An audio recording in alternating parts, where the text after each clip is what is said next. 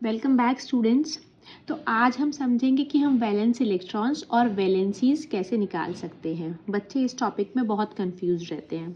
ठीक है, तो देखो वैलेंस इलेक्ट्रॉन क्या होते हैं। वैलेंस इलेक्ट्रॉन वो इलेक्ट्रॉन्स हैं जो किसी भी एलिमेंट की जब आप इलेक्ट्रॉनिक कन्फिग्रेशन लिखते हो तो उसकी लास्ट शेल में जो आते हैं वो उसके वैलेंस इलेक्ट्रॉन्स होते हैं। ठीक है, जैसे लिथियम है, लिथियम का एटॉमिक नंबर क्या है, 3 है, तो नंबर ऑफ इलेक्ट्रॉन्स भी 3 हुए। तो जब हम इसकी कन्फिग्रेशन लिखेंगे तो कैसे लिखेंगे, के शेल में 2 इलेक्ट्रॉन्स आएंगे और एल शेल में 1। तो इसके वैलेंस इलेक्ट्रॉन्स कितने हैं, 1, क्योंकि 1 इलेक्ट्रॉन जो है इसकी आउटर मोस्ट शेल में है और आउटर मोस्ट शेल क्या है, एल।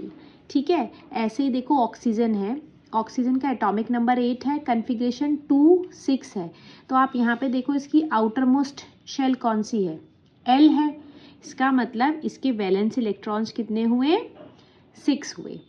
पोटेशियम, पोटेशियम में देखो इसकी कन्फिग्रेशन क्या है, 2 8 8 1। लास्ट शेल क्या है, एन शेल है, तो वैलेंस इलेक्ट्रॉन कितने हुए, 1, और वैलेंस शेल क्या है, एन शेल।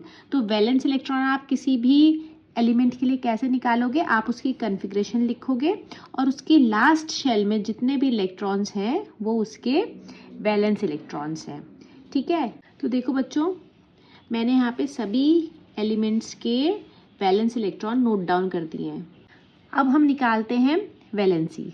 ठीक है, वैलेंसी निकालने के लिए आप क्या फॉर्मूला यूज़ करोगे, valency is equal to valence electron if valence electron is 1 2 3 और 4। अगर वैलेंस इलेक्ट्रॉन 1 2 3 या 4 हैं तो वैलेंसी वैलेंस इलेक्ट्रॉन के ही बराबर होगी। जैसे आप देखो हाइड्रोजन के केस में वैलेंस इलेक्ट्रॉन कितने हैं, 1 है। ठीक है, हाइड्रोजन के केस में वैलेंस इलेक्ट्रॉन 1 है। इसका मतलब वैलेंसी किसके इक्वल है, वैलेंस इलेक्ट्रॉन के ही बराबर है। इसका मतलब इसकी वैलेंसी कितनी आई, 1। ऐसे ही देखो बेरिलियम, बेरिलियम के केस में वैलेंस इलेक्ट्रॉन्स कितने हैं, 2 है। ठीक है, वैलेंस इलेक्ट्रॉन अगर हमारे 2 होते हैं तो वैलेंसी किसके इक्वल होती है, वैलेंस इलेक्ट्रॉन के। ठीक है, तो इसका मतलब बेरिलियम की भी वैलेंसी कितना है, 2 है। और अगर वैलेंस इलेक्ट्रॉन 5 6 7 या 8 होता है, अगर वैलेंस इलेक्ट्रॉन 5 6 या 7 या 8 होता है उस केस में वैलेंसी हमारी 8 माइनस वैलेंस इलेक्ट्रॉन्स के बराबर है। मतलब हम वैलेंस इलेक्ट्रॉन्स को 8 में से माइनस कर देंगे। ठीक है, जैसे आप नाइट्रोजन का देखो, नाइट्रोजन के केस में वैलेंस इलेक्ट्रॉन्स कितने हैं, 5 हैं। नाइट्रोजन के केस में वैलेंस इलेक्ट्रॉन 5 हैं, तो इसकी वैलेंसी कितनी हुई, 8 माइनस 5। ठीक है, कितनी हुई वैलेंसी, 8 माइनस 5। तो नाइट्रोजन की वैलेंसी कितनी हुई, 8 माइनस 5 मतलब 3। तो नाइट्रोजन की वैलेंसी कितनी आई, 3।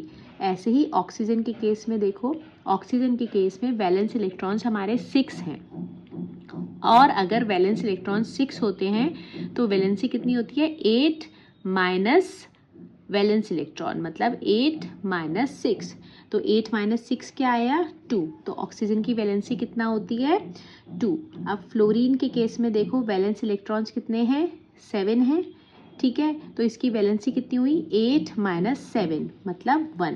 अब हम एक बार स्टार्टिंग से सब एलिमेंट्स की वैलेंसी निकाल लेते हैं। देखो हाइड्रोजन के केस में वैलेंस इलेक्ट्रॉन 1 है तो वैलेंसी भी 1 हुई। लिथियम के केस में वैलेंस इलेक्ट्रॉन 1 है तो वैलेंसी 1 हुई। बोरॉन वैलेंस इलेक्ट्रॉन 3 है तो इसका मतलब वैलेंसी वैलेंस इलेक्ट्रॉन के इक्वल है मतलब 3। वैलेंस इलेक्ट्रॉन 4 है तो कार्बन की वैलेंसी भी 4 हुई।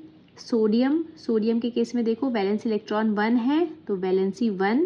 मैग्नीशियम के केस में वैलेंस इलेक्ट्रॉन 2 है तो वैलेंसी भी 2। एल्यूमिनियम में वैलेंस इलेक्ट्रॉन 3 है तो वैलेंसी भी 3। सिलिकॉन के केस में वैलेंस इलेक्ट्रॉन 4 है तो वैलेंसी भी 4।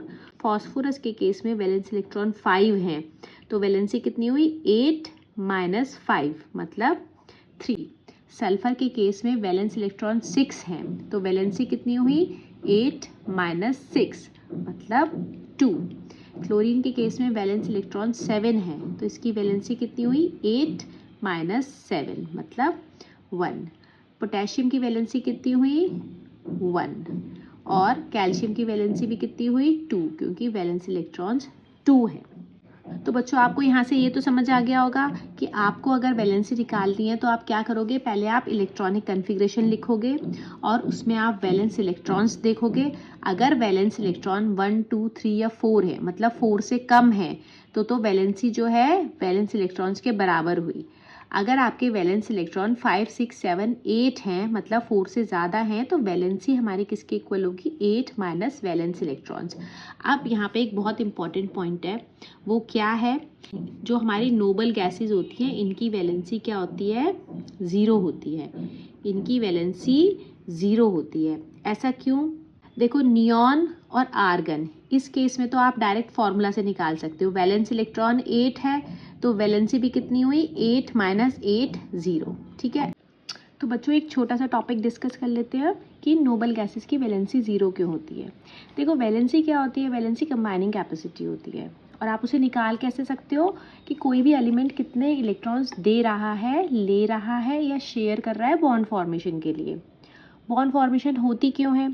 बॉन्ड फॉर्मेशन होती है ताकि उनकी जो कन्फिग्रेशन है वो क्या हो जाए, एक स्टेबल कन्फिग्रेशन हो जाए। और स्टेबल कन्फिग्रेशन क्या होती है, जब लास्ट शेल में हमारे कितने इलेक्ट्रॉन्स होते हैं 8 इलेक्ट्रॉन्स होते हैं। ऑक्टेट जो है वो कंप्लीट होती है तो वो जो कन्फिग्रेशन है वो क्या मानी जाती है, एक स्टेबल कन्फिग्रेशन मानी जाती है। अब आप यहाँ पे देखो जितनी भी नोबल गैसेज हैं उनमें एक्सेप्ट फॉर हीलियम, सभी नोबल गैसेस की जो आउटर मोस्ट शेल है उसमें 8 इलेक्ट्रॉन्स हैं। ठीक है, ये कंप्लीटली फिल्ड है, इनकी ऑक्टेट कंप्लीट हुई हुई है। हीलियम के केस में ड्यूप्लेट रूल फॉलो होता है। क्यों? क्योंकि के जो शेल है इसकी मैक्सिमम कैपेसिटी 2 है और 2 इलेक्ट्रॉन्स इसमें आ गए हैं। तो आपको यहाँ से क्या पता चल रहा है कि जितने भी हमारी नोबल गैसेज हैं इन केस में आउटर मोस्ट शेल जो होती है वो कम्प्लीटली फिल्ड होती है। तो उस वजह से क्या होता है, ना तो इनकी टेंडेंसी होती है इलेक्ट्रॉन्स को गेन करने की क्योंकि 8 इलेक्ट्रॉन पहले से हैं, ना इनकी टेंडेंसी होती है इलेक्ट्रॉन्स को लूज करने की। ठीक है, तो क्योंकि इनकी ना तो टेंडेंसी है इलेक्ट्रॉन्स गेन करने की, ना इनकी टेंडेंसी है इलेक्ट्रॉन्स को लूज करने की, तो इनकी वैलेंसी क्या होती है 0। आया समझ आपको? क्योंकि वैलेंसी क्या है, वैलेंसी है कितने इलेक्ट्रॉन्स दे रहा है, ले रहा है या शेयर कर रहा है। बट इनके पास में तो इलेक्ट्रॉन्स देने के लिए, लेने के लिए या शेयर करने के लिए जगह ही नहीं है। तो ना तो ये इलेक्ट्रॉन देना चाहते हैं ना लेना चाहते हैं। जब ये देना लेना ही नहीं चाहेंगे तो इनकी वैलेंसी क्या होती है 0 होती है क्योंकि इनकी कन्फिग्रेशन ऑलरेडी क्या है, एक स्टेबल कन्फिग्रेशन है जिससे इनकी वैलेंसी 0 हो जाती है और ये बहुत ही ज़्यादा क्या होते हैं, इनर्ट होते हैं, इनकी केमिकल रिएक्टिविटी बहुत कम होती है। तो ये क्वेश्चन भी एग्जाम में पूछा जाता है और ये बहुत ही इंपॉर्टेंट क्वेश्चन है। तो होपफुली अब आपको ये समझ आ गया होगा कि आप वैलेंसी कैसे निकाल सकते हो अगर आपको इलेक्ट्रॉनिक कन्फिग्रेशन निकालनी आती है तो नेक्स्ट क्लास में मिलेंगे अब हम किसी और टॉपिक के साथ। Thank you.